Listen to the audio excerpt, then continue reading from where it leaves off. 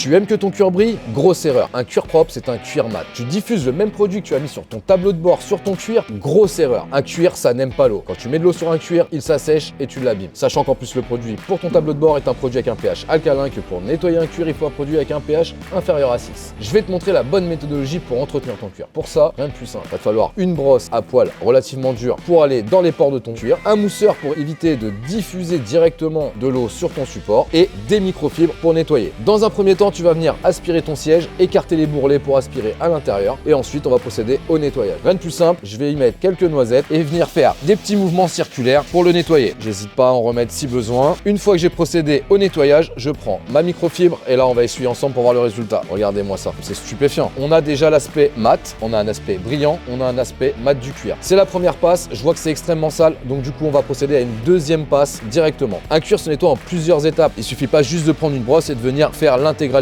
on va travailler par segment, on va segmenter les zones et vous allez voir qu'au deuxième passage, je vais encore récupérer de la crasse. Donc on va rester sur la même ligne, on n'hésite pas à frotter, il n'y a aucun risque pour le cuir. Donc un intercuir sur un véhicule lambda qui n'a jamais été fait, vous pouvez compter 2-3 passages, donc une bonne demi-journée de travail pour un intérieur complet fait correctement. Donc là je vais prendre un côté propre sur ma microfibre et on va réessuyer au deuxième passage. Vous voyez le résultat? Il est toujours pas propre. Imaginez donc le temps que ça te prend de faire un intérieur réellement correctement et complet. Une fois que vous aurez terminé cette étape-là, je vous invite à vous abonner pour suivre l'étape numéro 2 qui consistera à nourrir le cuir. Si tu as une autre méthodologie pour entretenir tes cuirs, si tu veux que je teste des produits pour toi, n'hésite surtout pas à me la mettre en commentaire et en attendant, je vous dis à bientôt.